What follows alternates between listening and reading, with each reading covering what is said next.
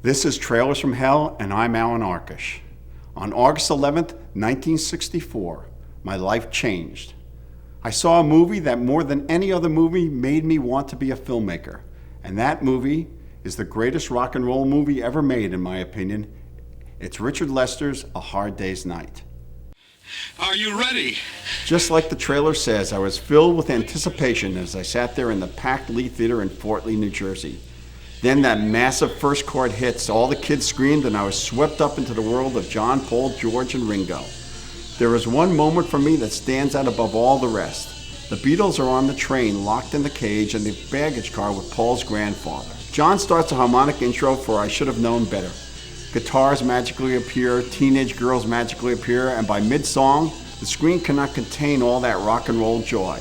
Then it happens. The handheld camera cannot resist the Beatles any longer. It starts bopping and dancing to the music. The fourth wall has been broken, and I had an epiphany. I became aware of the filmmaking and thought, man, I'd love to do something like that someday.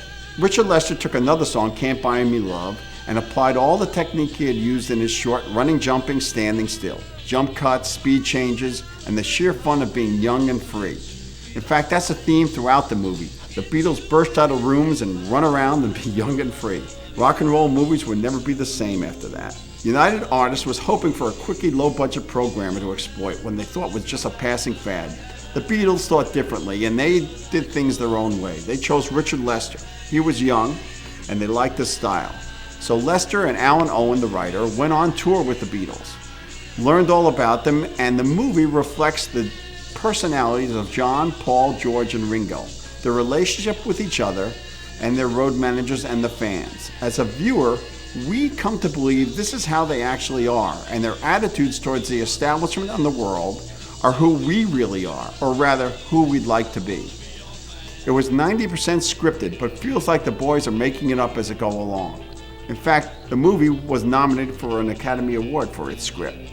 Lester wisely surrounded the band with characters sympathetic to their working rhythms. It all seems of a piece, shot quickly in 7 weeks.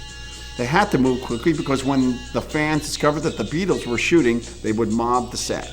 The band, throughout the movie, takes a piss out of all those pretentious people around them, busting those who dare to exploit them or challenge their integrity.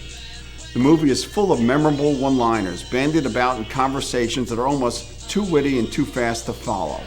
But what stands out above everything else are those songs. 6 of them were written for the movie, and at the end, there's lots and lots of them, a big concert, ending with the big hits, big guitar strums, flying hair, and big drum fills. Then the screen goes black.